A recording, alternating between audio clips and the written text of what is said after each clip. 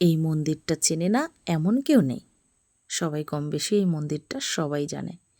এটা হচ্ছে নবদ্বীপ ধাম, আমাদের নদিয়া জেলায় অবস্থিত। সকালবেলা ঘুম থেকে উঠেই চলে গেলাম রেডি ফেডি হয়ে কৃষ্ণনগরে। দেখতেই তো পাচ্ছ, কৃষ্ণনগর মানেই আমাদের কৃষ্ণ, ভগবান শ্রীকৃষ্ণের সুন্দর একটা প্রিয় জায়গা, যেখানে আজ সে গৌরনিতাই নামেই অবস্থিত আছে। সেখানে পৌঁছে গেলাম আমরা প্রথমে ট্রেনে করে, তারপরে একটা টোটো নিয়েছিলাম। টোটোতে করে ঘুরতে ঘুরতে সে আমাদের নিয়ে আসলো সেই নবদ্বীপ ধামে, যেখানে ভগবান শ্রীকৃষ্ণ স্বয়ং আছেন, যেখানে আমাদের ভগবান কলিযুগের ভগবান গৌরনিতাই আছেন। একদিন এই মাটিতে সে হেঁটে বেরিয়েছে, সেখানে ছোট থেকে বড় হয়েছে, জন্ম নিয়েছে এখানে। তাই আজও সেটা পবিত্র স্থান। সেখানে যেতে গেলে হয়তো ভাগ্যের দরকার হয়, অনেক পূর্ণতা অর্জন করলে এখানে যাওয়া যায়। তো সবাই একবার গিয়ে ঘুরে এসো, খুব ভালো লাগবে। আমরা তো সেখানে সকাল সকাল চলে গেলাম, পৌঁছে গেলাম। সেখানে পৌঁছে গিয়ে ঘোরাঘুরি করে আমরা অবশেষে হোটেল নিয়ে নিলাম।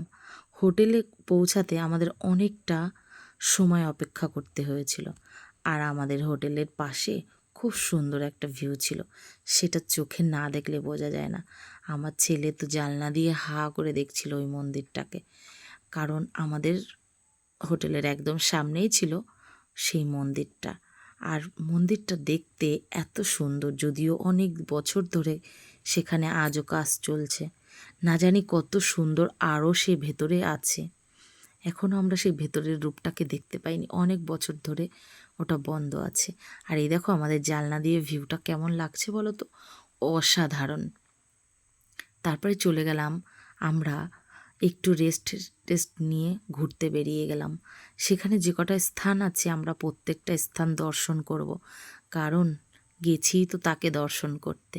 সে হচ্ছে আমার ভগবান শ্রীকৃষ্ণ, সকলের ভগবান, সকলের ভগবান ভগবান শ্রীকৃষ্ণ, রাধারানী। তাকে দেখে ভালোবাসবো না এমন তুমি কল্পনাও করতে পারবে না। তাকে দেখলে ভালোবাসতেই ইচ্ছা করবে তোমাকে। সে তো ভালোবাসারই ভগবান, আমাদের কৃষ্ণ। যাই হোক, অবশেষে সারা জায়গা ঘুরে টুরে আমরা চলে গেলাম তার মাসির বাড়ি। সেখানে আছে এই যে পুকুরটা দেখছো, এটার ভেতরে অনেক মাছ আছে। এখানে রাধারানী হয়তো স্নান করতেন, সবাই বলেন। সেই মাছেদের খাবার দিলে পুণ্য অর্জন হয়, তাই সবাই সেখানে খাবার দিচ্ছিলেন আর আমরা দেখছিলাম। যদিও জানতাম না যে সেখানে খাবার দিতে হয়, তাহলে নিশ্চয়ই নিয়ে যেতাম। তো সব জায়গা ঘুরে টুরে অনেক ভালো লাগলো। এই পুকুরের জল যদি মাথায় স্পর্শ করা হয় পাপ মুক্ত হয়, সবাই বলেন।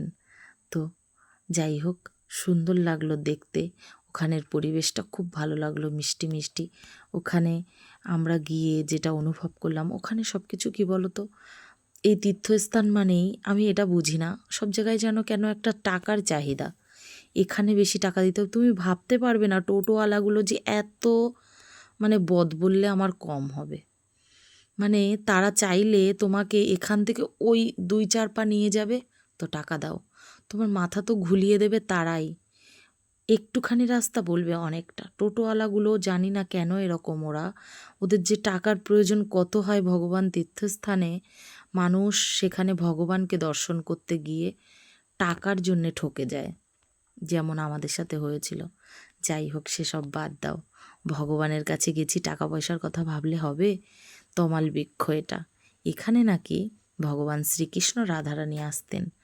এই যে প্রত্যেকটা দর্শনের যে জায়গা, প্রত্যেকটার আলাদা আলাদা গুণ আছে, আলাদা আলাদা বিচার আছে। তো এত কিছু তো আমি জানি না, আমি জানলে তো কোনো মুনি ঋষি বা পণ্ডিত হয়ে যেতাম। আমি যদিও এত কিছু জানি না, তবে চোখে দেখে আমার মনে হলো যে ওখানে নিশ্চয়ই একদিন না একদিন আমাদের গৌরনিতাই ভগবান চৈতন্যদেব ছিলেন, আজও আছেন। আজও মানুষের বিশ্বাস সেখানে সে বাস করে, সেখানে সে থাকে, সেখানে সে আসে। তো যাই হোক, আমার তো খুবই ভালো লাগলো।